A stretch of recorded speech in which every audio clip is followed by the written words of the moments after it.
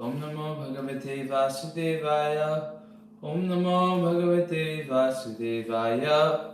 Om Namo Bhagavate Vasudevaya. Narayanam Namaskritya Naram Chaiva Narottamam Devim Saraswatim Vyasam Tato Jayamudhirayet Nashtaprayeshu Bhadreshu Nityam Bhagavata Sevaya Bhagavatyuttama Shloke Bhaktir Bhavati Naishtiki. Reading from chapter 30 of the 10th canto, the gopis search for Krishna. This chapter describes how the gopis, tormented through the long night by separation from Krishna, wandered like mad women from forest to forest in search of him. When Sri Krishna suddenly appeared from the arena of the Rasa dance, the gopis, their minds fully absorbed in thoughts of him, began looking for him in the various forests from all the whereabouts. Finally, they became so distraught that they began imitating his pastimes. Later, while wandering in a corner of the forest, the gopis saw Sri Krishna's footprints, which appeared mixed with Srimati Radharani's.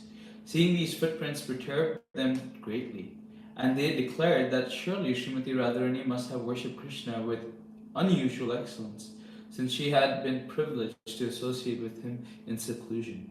Further along the path, the gopis came to a place where they could no longer see Srimati Radharani's footprints. They then concluded that Krishna must have taken Radharani onto his shoulders. In another place, they noticed that Krishna's footprints were showing only the toes, and thus the gopis concluded that he had been picking flowers with which to decorate his beloved. In yet another spot, the gopis saw signs that led them to imagine that Sri Krishna had been tying the locks of Srimati Radharani's hair. All of these thoughts brought pain to the gopis' mind. Because of the special attention she received from Krishna, Sri Radha began to consider herself the most fortunate of women. She told him that she could walk no further and that he would have to carry her on his shoulders. But just then, Lord Krishna disappeared from her sight. Srimati Radharani, extremely troubled, then began looking everywhere for him. And when she finally met her gopi girlfriends, she related to them what had happened. All the gopis then went out to look for Krishna in the forest, going as far as the moonlight reached. But in the end, they were unsuccessful. So they went back to the shore of Yamuna and simply sang Krishna's glories in utter helplessness. Shri Shukha Vacha Antarhite Bhagavati Sahasaiva Vrajagana Atapyam Stam Achakshanam Na Karinya Iva Yutapam. Shukadeva Goswami said, when Lord Krishna disappeared so suddenly, the gopis felt great sorrow at losing sight of him. Like a group of female elephants who have lost their mate, Gatyanuraga smita vibramekshiter manoramalapa vihara vibrame akshipta chitta pramadara mapate stasta vichesta jagruhustadadmika. As the coward women remembered Lord Krishna, their hearts were overwhelmed by his movements and loving smiles, his playful glances and enchanting talks, and by the many other pastimes he would enjoy with them. Thus absorbed in thoughts of Krishna, the Lord of Ram, the gopis began acting out his various transcendental pastimes. Sri Vishnu Chakravarti Thakur describes the following charming exchange between Krishna and the gopis. Krishna said to a gopi, "My dear land lily, are you going to offer your honey to this very thirsty honeybee or not?" The gopi replied, "My dear bee, the husband of the lilies is the sun, not the bee. So, why are you claiming that my honey belongs to you? My dear lily, the very nature of you lilies is that you don't give honey to your husband, the sun, but rather to your paramour, the bee." The gopi, defeated by the words of Krishna, laughed and then gave him her lips as honey to drink. Sri Vishnu Chakravarti also describes the following conversation. Krishna said to a gopi, "Ah, I can understand that as you approach the nipa tree standing here, you were bitten by an audacious snake.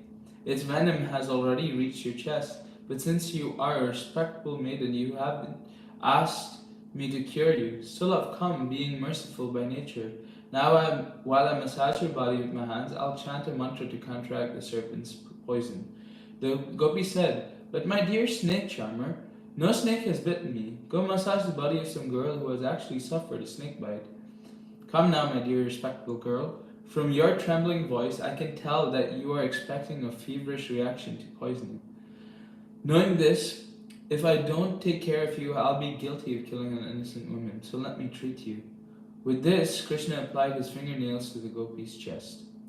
Gati smita parekshana, Gati smita parekshana bhasanadishu, priya priyasya pratirudha murtaya, asavaham it asamaha tvitya balastadaatmika, Nyavedishu Krishna Vihara Vibrama.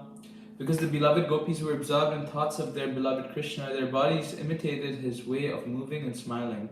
His way of beholding them, his speech, and other distinctive features, deeply immersed in thinking of him and maddened by remembering his pastimes, they declared to one another, "I am Krishna." Spontaneously, the gopis began moving like Krishna. They smiled as he would smile, glanced boldly as he would, and spoke as he would. The gopis were completely absorbed in the existence of Krishna and mad with love at their sudden separation from him. And thus their dedication to him attained absolute perfection. Gayantya uchcher amama eva samhata vichikyur unmataka vadvanadvanam paprachuraksha varantaram bahir bhuteshu santam purusham vanaspati. Singing loudly of Krishna, they searched for him throughout the Vrindavan forest like a band of mad women. They even asked the trees about him, who, as a super soul, is present inside and outside of all created things, just like the sky. Lost in the madness of love for Krishna, the gopis inquired about him from even the trees in Vrindavan. Of course, there is no actual separation from Lord Krishna, since he is the all-pervading super soul. Tishtava kajit asvata laksha nyagrodha no mana nanda sunurgato hritva prema hasavalokane. The gopi said, "O Ashwatha tree, O Palaksha, O Nyagrodha, have you seen Krishna, the son of Nanda Maharaj? That son of Nanda Maharaj has gone away after stealing our minds with his loving smiles and glances.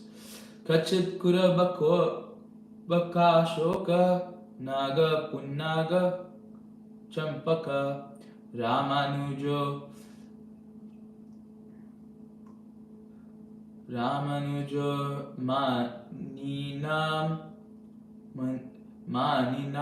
maninam iti darpa rasmita. O Kurabaka tree, O Ashoka, O Naga, O Punaga, and Champaka, has Balram's younger brother, whose smile removes the audacity of all proud women, passed this way? As soon as the gopis saw a particular tree that would not answer them, they impatiently left it and rushed off to another to make further inquiries. Kachit tulasi kalyani govinda charana priye sahatvalit kulay bhibrat drishtasteti priyochita. O most kind Tulasi, to whom the feet of Govinda are so dear, have you seen the infallible one walk by wearing you and encircled by swarms of bees? The Acharyas explain here that the word charana is a term of respect, as in the expression evam vadanti acharya charane. The bees humming around the garland worn by Sri Govinda were attracted by the fragrance of the tulsi manjaris offered to him. The gopis felt that the trees had not replied because they were male, but Tulsi, being female, would sympathize with their plight. Malatya darshiva kachin malike jati yudhike pritim vo janayan yatha karasparshena madhava. O Malati, O Malika, O Jati, O Yuthika, has Madhava gone by here, giving you pleasure with the touch of his hand? When Tulsi herself did not answer the gopis, they approached the fragrant jasmine flowers. The gopis, seeing the jasmine vines humbly bowing down, presumed that these plants must have seen Lord Krishna and were therefore showing humility in their ecstasy. Chita priyala panasasana kovidara jamvarka bilva bakulamra kadamba nipa yenye parartha भवकायमुनोपकुला samsantu Krishna padavim rahitatmanamna. O Chuta, O Priyala, O Panasa, O Asana, O Kovidara, O Jambu, O Arka, O Bilva, O Bakula and Amra, O Kadamba and Nipa, and all you other plants and trees living by the banks of the Yamuna, who have dedicated your very existence to the welfare of others. We gopis have lost our minds, so please tell us where Krishna has gone. According to Srila Jiva Goswami, the Chuta is a mango creeper, whereas the Amra is a mango tree. He goes on to explain that Nipa, though not a very prominent tree, bears large flowers, and that the gopis' desperation to find Krishna is clearly shown by the fact that they approached the insignificant Arka plant. Chakravarti gives the following information about Vrindavan's trees. The Nipa is the dust kadamba, and it has large flowers. The kadamba proper has smaller flowers and a very pleasant fragrance. The Kovidara is a particular kind of kanchanara, mountain and ebony tree. And even though the Arka plant is very insignificant, it always grows near Lord Gopishwara, the Shiva deity in Vrindavan forest, because it is dear to him. Timte kritam kshititapo bata keshavangri sparshot savo pulakitanga nahervibhasi apyangri sambhava urukrama vikramadva aho varaha vapusa parirambhanena. O Mother Earth, what austerity did you perform to attain the touch of Lord Keshava's lotus feet, which has brought you such great joy that your body hairs are standing on end? You appear very beautiful in this condition. Was it during the Lord's current appearance that you acquired the ecstatic symptom, or was it perhaps much earlier when he stepped upon you in his form of the dwarf Vamana Dev, or even earlier when he embraced you in his form as the boar Varaha Dev? Sri Vishwanath explains the thoughts of the gopis as follows. Perhaps the trees and plants mentioned in the previous verses did not hear our question because they were in trance, meditating on Lord Vishnu, or perhaps since they would not tell us where Krishna has gone, they were hard-hearted, even though they live in a holy place. Anyway, what is the use of unnecessarily criticizing the residents of a holy place? We cannot tell if they really know where Krishna has gone, so let's find someone who definitely knows where he is. Thus the gopis concluded that since Lord Krishna had to be somewhere on the earth herself must know his whereabouts. The gopis thought, since Krishna always walks on the earth, she is never separated from him, and thus cannot understand how much his parents, girlfriends, and servants suffer in his absence. Let us ask her what austerities she has performed to gain the great fortune of being constantly touched by the feet of Lord Keshava. Apyena patnya upagata priya yeha gatrayes tanvandrisham sakisu nivritim achyutova kantanga sangat kuchas kumkuma ranjitaya kundas raja kulapater ihavati gandha. O friend, wife of the deer, has Lord Achyuta been here with his beloved, bringing great joy to your eyes? Indeed, blowing this away is the fragrance of his garland of kunda flowers, which was smeared with the kumkum from the breast of his girlfriend when he embraced her. Sri Vishwanath Chakravarti provides the following charming commentary on this verse. The gopis spoke to a doe, O friend, wife of the deer, from the bliss in your eyes, your clear eyes, we can tell that Sri Krishna has expanded your joy with the beauty of his limbs, his face, and so forth. You are eager to realize the ecstasy of seeing Krishna, and thus your eyes are following him. In fact, he is never lost to you. Then the gopis, seeing the doe continue to walk in her natural way, exclaimed, "Oh, you are telling us that you have seen Krishna? Look, as the deer walks, she constantly turns her head back to us, as if to say, I will show him to you. Just follow me, and I will show you Krishna." In this merciless Vrindavan, she is the only merciful person. As the gopis follow the doe, they happen to lose sight of her, and then cry out, "Oh, why can't we see the deer who is showing us the way to Krishna?" One gopi suggests that Krishna must be somewhere in the vicinity, and that the deer, being afraid of him, must have hidden herself to avoid the possible mistake of revealing his presence.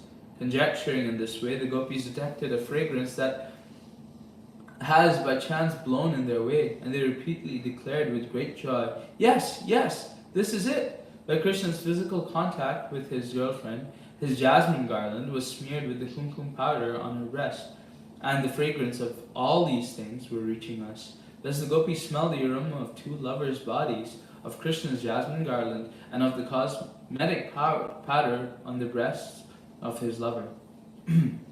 Bahum priyamsa upadhaya grihita padmo Ramanujastulasi kali kuler madandaye Anviyamanaya vastarva pranamam Kim vibhanandati charan pranayavalokaye.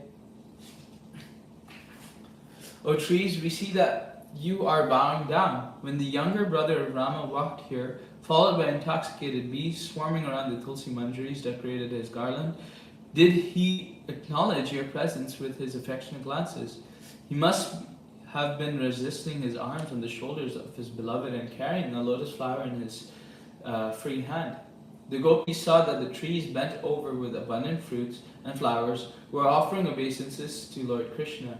The gopis supposed Krishna must have recently passed that way, since the trees were still bowing down. Because Sri Krishna had left the gopis to go with his favorite consort, they were jealous and thus imagined that he had become fatigued from his loving affairs and was resting his arm on the soft shoulder of his beloved. The gopis further imagined that Krishna must have been carrying a blue lotus in his right hand to give away the bees eagerly trying to attack his beloved's face. After smelling its aroma, the scent was so beautiful, the gopis imagined that the maddened bees had left the tulsi garden to follow the two lovers. Prachete malata bahun apyashlishita vanaspate nunam tad karaja sprishtha vibhratyut pulakanyaho. Let us ask these creepers about Krishna. Even though they are embracing the arms of their husband, this tree they certainly must have touched by Krishna's fingernails, since out of joy they are manifesting eruptions on their skin. The gopis reasoned that the creepers would not show signs of rupture merely by physical contact with their husband, a tree. Thus the gopis concluded that although the creepers were embracing the strong limbs of her husband, they must have been touched by the Lord Krishna as he moved through the forest. Ityunmata vacho gopya Krishnan veshana katara Leela bhagavata stasta Yanu chakrustadatmika. Having spoken these words, the gopis, distraught from searching for Krishna, began to act out his various pastimes, fully absorbed in thoughts of him. Kasyachid puttana yantya Krishna yantyapi bhatstanam tokayitva ruddatyanya padahan shakatat yatim. One gopi imitated Putna while another acted like infant Krishna and pretended to suck her breast. Another gopi, crying in imitation of infant Krishna, kicked a gopi who was taking the role of the cart demon Shakatasura. Daitya yitva jaharanyam eko krishnarva bhavanam ringayam asakapyangri karshanti ghosha nishvanair. Swane. One gopi took the role of Trinavarta and carried away another, who was acting like infant Krishna, while yet another gopi crawled about her, her ankle bells tinkling as she pulled her feet. The gopi started imitating all of Krishna's pastimes, beginning from his earliest activities as a baby. Krishna Ramayate Dvetu Gopayantyascha Kaschana Vatsayatim Hanti Chanya Tatraikatu Bakayatim. The two gopis acted like Rama and Krishna in the midst of several others who took the role of coward boys. One gopi enacted Krishna's killing of the demon Vatsasura, repeated by another gopi, and a pair of gopis acted out the killing of Bakasura. Ahuya Duraga Yadvat Krishnastam Anuvartatim Venim Kwanantim Kridantim Anyasam Santi Sadviti.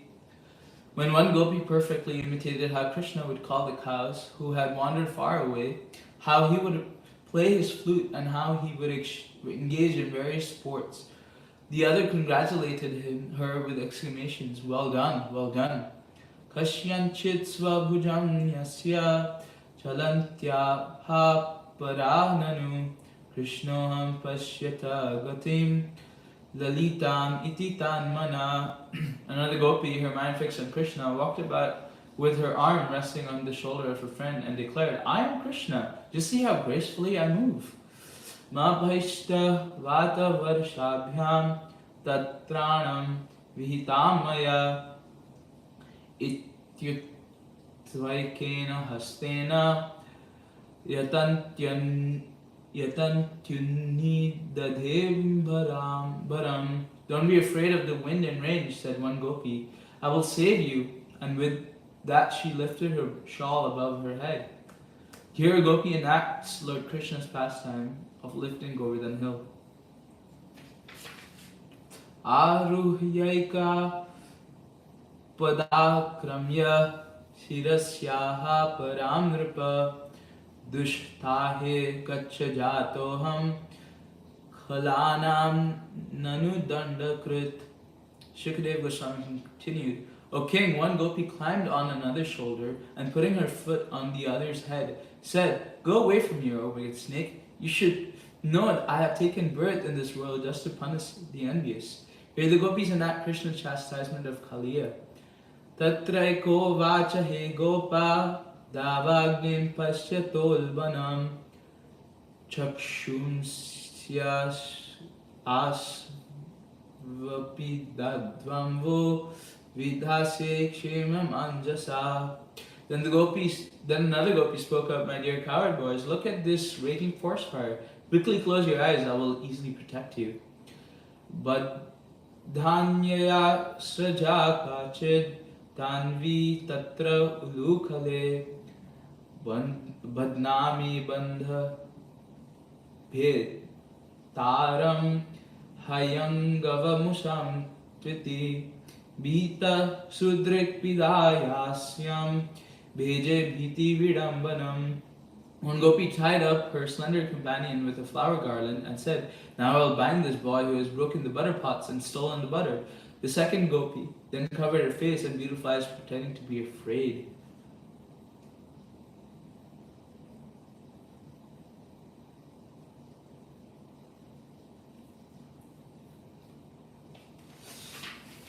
Evam Krishnam Prichmana Vrindavana Latastarun Vyachakshata Deshe Padani Paramatmana. While the gopis were thus imitating Krishna's pastimes and asking Vrindavan's creepers and trees where Krishna, the Supreme Soul, might be, they happened to see his footprints in a corner of the forest. Padani vyaktametani nandasunur mahatmanaha lakshante hi dvajam bhoja vajranukusha yavadibhi. The gopis said, "The marks of a flag, lotus, thunderbolt, elephant, goad, barleycorn, and so forth are on these footprints clearly distinguish them as belonging to that great soul, the son of Nanda Maharaj." Sri Vishwanath Chakravarti Thakur in his commentary on this verse gives the following scriptural information about the symbolic markings on the lotus feet of Krishna. In the following verses of the Skanda Purana states the particular places on his feet where Krishna carries the mark of flag and also other marks and the reason for these marks. Dakshinasya padan gushta mule chakram vibhartyaja tatra bhakta janasyari sadvarga chedanaya sa. At the base of the large toe on his right foot, the unborn Lord carries the mark of a disc which cuts down the 6 mental enemies of his devotees. Madhyamanguli mule cha dhatte kamalamachyuta dhatra chitta dvire phanam lobhanayati shobhanam. At the bottom of the middle toe, the same foot, Lord Achyuta, has a lotus flower which increases the greed for him in the minds of the bee-like devotees who meditate on his feet. Kanishta mulato vajram bhakta papadri bhedanam parshni madyen kusham bhakta chitte bhavasakarinam.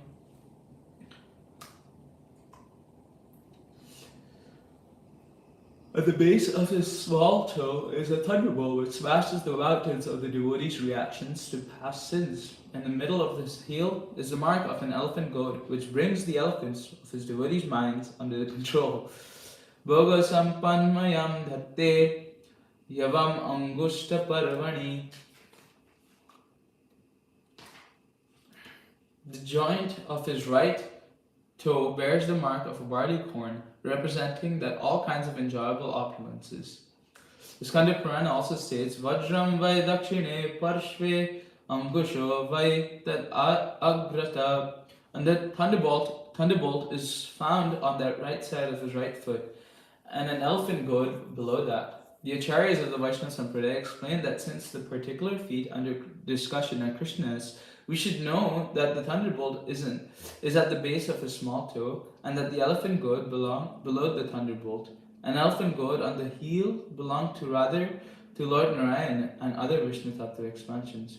Thus the Skanda Purana exhibits 6 marks on Krishna's right foot: the disc, flag, lotus, thunderbolt, elephant goad, and barley corn. And the Vaishnava Toshani mentions more marks: a vertical line beginning at the middle of his foot, continuing as far as the junction, an umbrella below the disc at the base of the middle of his foot, a group of 4 swastikas in the 4 cardinal directions at the 4 points where each swastika meets the next 4 rose apples, and in the middle of the swastika is an octagon. This makes 11 marks on Krishna's right foot. Shri Vishwanath Chakravarti describes the mark on Krishna's left foot as follows. At the base of the large toe is a conch shell with its mouth facing the toe. At the base of the middle toe are 2 concentric circles representing the inner and outer sky. Below this mark is Cupid's unstrung bow, and the base of the bow is a triangle, and surrounding the triangle is a group of 4 water pots. At the base of the triangle is a half moon with 2 more triangles touching its points, and below the half moon is a fish. Altogether, then, there are 19 distinguishing marks on the soles of Lord Krishna's lotus feet. Taistai padaistat padavim anvichantyo krato bala vadva padaisu priktani vilokyartha samabhruvan. The gopis began following Krishna's path as shown by his many footprints. But when they saw these prints were thoroughly intermixed with those of his dearmost consort, they became perturbed and spoke as follows. Kasya padani chaitani yataya nandasu nuna amsanyasta prakosthaya karina yata. The gopis said, "Here we see the footprints of some gopi who must have been walking along with the son of Nanda Maharaj. He must have put his arm on her shoulder, just as an elephant rests its trunk on the shoulder of an accompanying she-elephant. Anayaradhito nunam bhagavan haririshvara yanno vihaya govinda Pritoyam Anayagraha. Certainly, this particular gopi has perfectly worshipped the all-powerful personality of Godhead, Govinda, since he was so pleased with her that he abandoned the rest of us and brought her to a secluded place. Sri Vishwanath Chakravarti explains the word Aradhita refers to Srimati Radharani. He comments, the sage Shukadev Goswami has tried with all endeavor to keep her name hidden, but now it automatically shines forth from the moon of his mouth.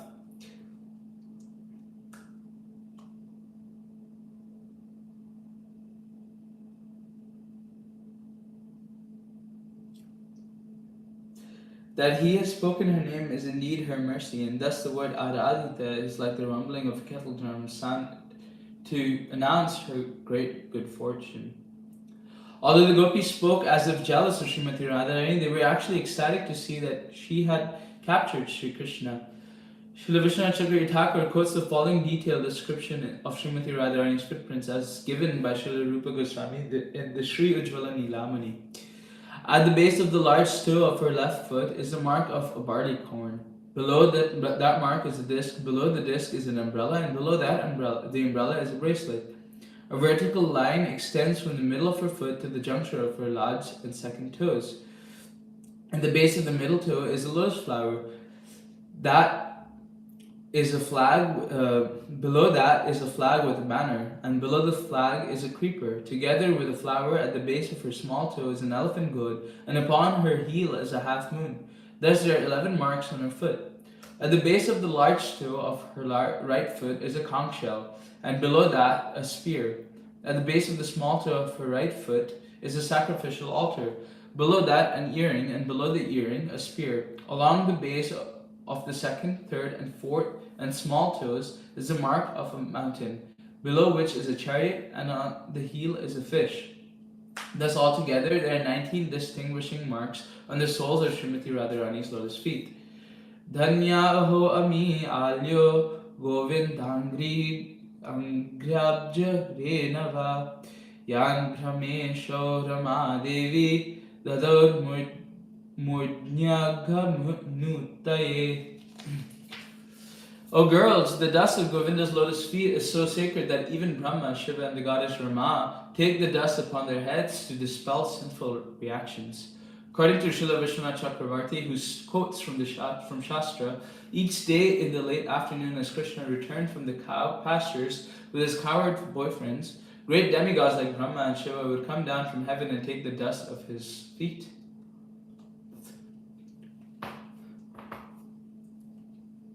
Great personalities like goddess Rama, the wife of Vishnu, Shiva, and Brahma are not at all sinful, but the ecstasy of pure Krishna consciousness, they feel themselves fallen and impure.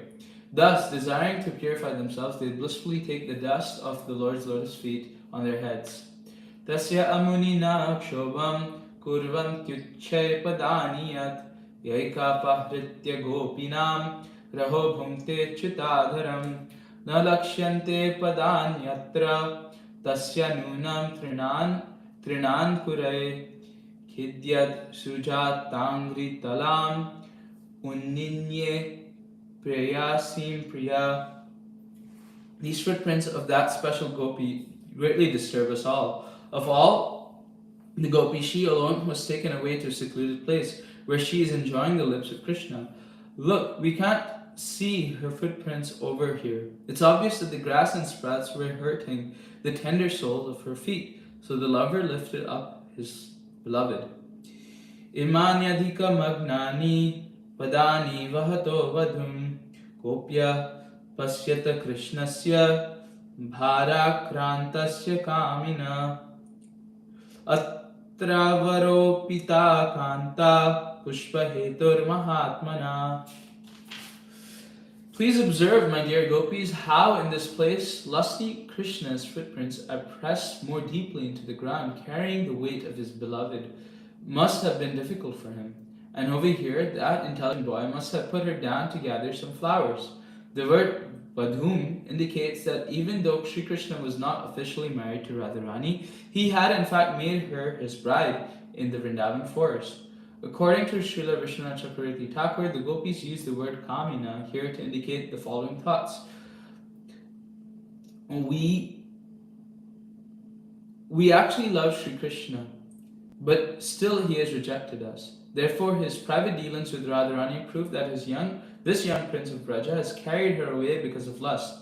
If he was interested in love, he would have accepted us instead of that cowherd girl Radharani. These thoughts reveal the mood of the gopis who are rivals of Srimati Radharani. Of course, the gopis who were her direct allies were jubilant to see her good fortune. Atra prasuna vachaya priyarthe preyasa krita prapadakramana ete pasyata sakale pade. Just see how in this place Jai Krishna collected flowers for his beloved. Here he has left the impression of only the front part of his feet, because he was standing on his toes to reach the flowers. Kesha prasadhanam tvatra kamina kritam tani chudayata kantam upavishtam iha dhruvam. Certainly Krishna sat down here with his girlfriend to arrange her hair. The lusty boy must have made a crown for the lusty girl out of the flowers he had collected. The acharyas explained that Sri Krishna wanted to decorate Radharani's hair with the forest flowers he had collected. Therefore they sat down together facing the same direction, with Radharani between Krishna's knees, and Krishna proceeded to arrange her hair with flowers and make a flower crown for her, coronating her as the goddess of the forest. Thus a romantic young boy and girl played and joked together in Vrindavan. Remetaya chatmarata atma ramopya kandika dita kaminam darshayan dainyam strinam chaiva duratmaka matam. Shukadev Goswami continued, Lord Krishna enjoyed with that gopi, although he enjoys only within, being self-satisfied and complete in himself. Thus, by contrast, he showed the wretchedness of ordinary lusty men and hard-hearted women.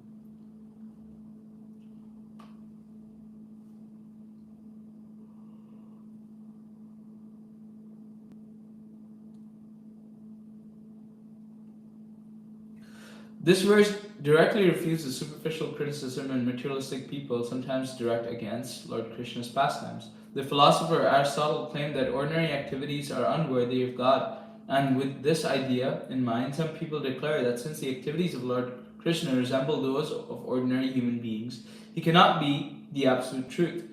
But in this verse, Shukadev Goswami emphatically points out that Lord Krishna acts on the liberated platform of spiritual self-satisfaction. This fact is indicated here by the terms Atmarata, Atmarama, and Akhandita. It is inconceivable to ordinary people that a handsome young boy and a beautiful young girl enjoying romantic conjugal affairs in the forest moonlight can be engaging in pure activity, free from egoistic desire and lust. Yet while Lord Krishna is inconceivable to ordinary persons, those who love him can easily realize the absolute pure nature of his activities. One may argue that beauty is in the eyes of the beholder, and that therefore the devotees of Krishna are only imagining the Lord's activities to be pure. This argument ignores many significant facts. For one, the path of Krishna consciousness of developing love for Krishna demands that the devotee strictly follow the four regulative principles. No illicit sex, no gambling, no intoxication, no eating of meat, fish, or eggs. When one is freed from material lust and rises to the liberated platform beyond material desire, one realizes the absolute beauty of Lord Krishna. This process is not theoretical. It has been practiced and completed by many thousands of great sages who have left us their shining example and their brilliant teachings concerning the path of Krishna consciousness. Certainly beauty is in the eye of the beholder. However, real beauty is perceived by the soul's eye and not by the lusty eye of material body. Therefore, the Vedic literature repeatedly stresses that only those freed from material desire can see the beauty of Lord Krishna with the eye of the pure soul anointed with the love of Godhead. It may finally be noted that upon realizing the pastimes of Lord Krishna, one becomes free from all tinges of sex desire, and state of mind that can hardly result from meditating upon material sexual affairs. One final note, the conjugal pastimes of Krishna perfectly round out his qualification as the supreme absolute truth. The Vedanta states that the absolute truth is the source of everything, so certainly the absolute cannot lack any of the beautiful things of this world. It is only because romantic affairs exist in pure spiritual form in the absolute that they can manifest in a perverted material form in this world. Thus, the apparent beauty of this world is not to be absolutely rejected. Rather, beauty should be accepted in its pure spiritual form. Since the beginning of time, men and women have been inspired to poetic rapture by the art of romance. Unfortunately, romance in this world usually leads to crushing disappointment brought about by a change of heart or by death.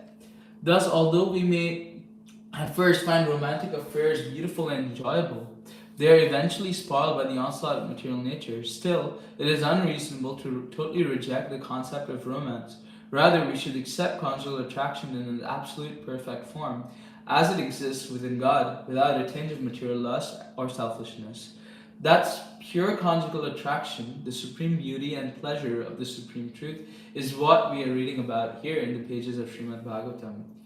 Ityevam darshayantyastas Cherurgopyo vichetasa yam gopim annayat krishno vihayanyashtriyovane sachamene tadatmanam varishtham sarva yoshitam hitva gopi kamayana mamaso bhajate priya. As the gopis wandered about, their minds completely bewildered, they pointed out various signs of Krishna's pastimes. The particular gopi whom Krishna had led into a secluded forest, when he had abandoned all the other young girls, began to think herself the best of women. My beloved has rejected all the other gopis, she thought. Even though they are driven by Cupid himself, he has chosen to reciprocate with me alone. Previously, all the gopis had become proud of their association with Krishna and then suddenly lost his association. Only Radharani remained with him. Now she has also become proud that that association will suffer a similar fate. The Lord arranges all this to reveal the gopis' unparalleled devotion for him, a devotion whose intensity fully manifests in moments of separation. Tato gatva vad mano desham tripta keshavam abravit na parayeham chalitun nayamam yatra te mana. As the two lovers passed through one part of the Vrindavan forest, the special gopi began feeling proud of herself. She told Lord Keshava, I cannot walk any further. Please carry me wherever you want to go. Eva mukta priyam aha skanda aruhyatamiti tatas chantar dadhe Krishna savadhur anvatapyata. Thus addressed, Lord Krishna replied, just climb on my shoulder. But as soon as he said this, he disappeared. His beloved consort then immediately felt great remorse. Srimati Radharani was exhibiting the pride of a beautiful girl who has brought her boyfriend under control. Thus, she told Krishna, please carry me wherever you want to go. I can't walk anymore. Shri Krishna now disappears from her sight, intensifying her ecstatic love more and more. Hanata Ramana Preshta Kwasi Mahabhuja Dasyaste Kripanaya me Sakhe Darshaya Sannidhim. She cried out, O Master, my lover, O dearmost, where are you? Where are you? Please, O mighty armed one, O friend, show yourself to me, your poor servant. Sri Vishwanath Chakravarti Thakur describes the following moving exchange. Radha says, my Lord, I am being burned in a great fire of separation from you, and my life air is about to leave my body. Even with the greatest endeavor, I cannot maintain my life. But you are the Lord of my life, and so you can quickly save me simply by glancing upon me. Please do so immediately. I beg you to save my life, not for my sake, but rather for yours. After giving up all the other gopis, you've brought me so far to a secluded place in the forest just to enjoy special pleasure with me. If I die, you will not be able to find conjugal happiness anywhere else. You will remember me and thus lament in your sorrow. Krishna replies, so let me become unhappy. What does that matter to you? But you are most dear to me. I will feel your unhappiness millions of times more than you. Even if I've already died, I still will not be able to tolerate the pain that even one spot of the nails of your lotus feet may experience. Indeed, to prevent such pain, I am ready to throw my life away millions and millions of times. So kindly show yourself and drive away that unhappiness. But if your life air is on the verge of leaving your body, what can I do to stop that? Simply by the touch of your arms, which are a medicinal herb, with the power to revive the dead, my body will return to its healthy, normal condition, and my life air will automatically come back and remain in my body. But you know the forest path yourself without my help, so why did you order me, the king's son, a very young and gentle boy who is to be respected? Why did you command, take me wherever you wish? Why do you anger me like this? Radha cries out, please show yourself to your wretched maidservant. Be merciful to me, be merciful. When I ordered you, I was overcome by sleepiness. I was so tired from playing with you, therefore please excuse what your poor servant said. Please don't be angry. It was only because you treated me like such a close friend. Though I am unworthy, that I spoke like that to you. All right, my love, I'm very pleased with you, so please come to me. But I have been blinded by lamentation. I can't see where you are. Please tell me where you are. Shishiko vacha anvichantyo bhagavato margam gopyo vidhurita dadrishu priya vishleshan mohitam dukhitam sakim.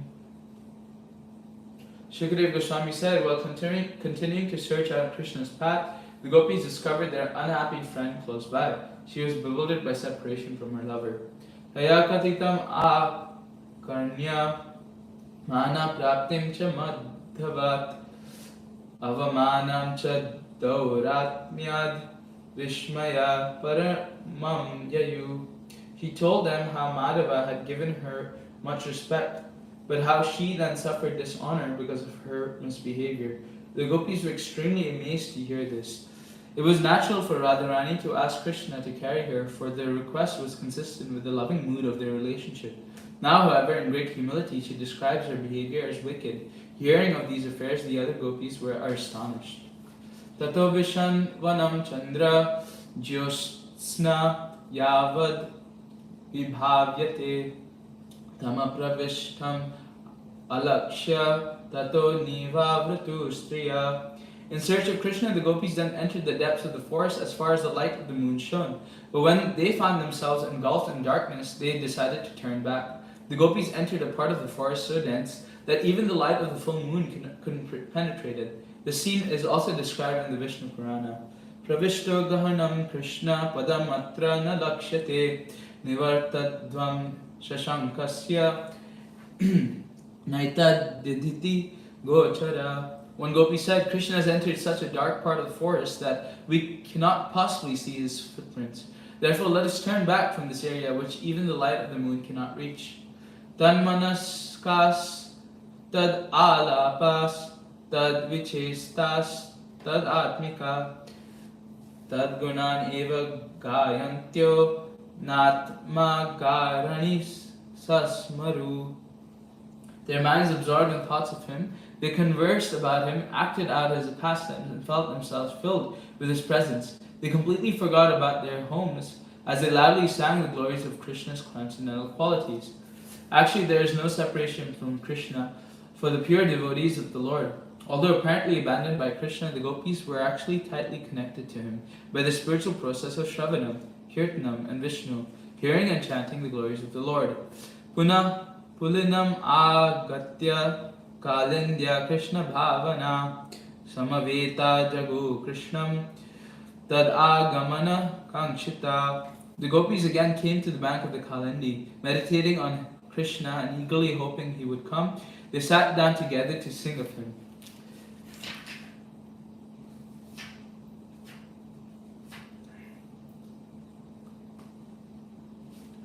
As stated in the Katha Upanishad, yam e vaishya vrunate tena labhya. The supersoul can be realized by the person whom he chooses. Thus the gopis fervently prayed that Krishna come back to them. Thus ends the purports of the humble servants of His Divine Grace A.C. Bhaktivedanta Swami Prabhupada with the 10th canto, 13th chapter of the Srimad Bhagavatam entitled The Gopis' Search for Krishna. Mantra Srimad Bhagavatam ki jai, Thai Gaur Premanande Hari Hari Bol.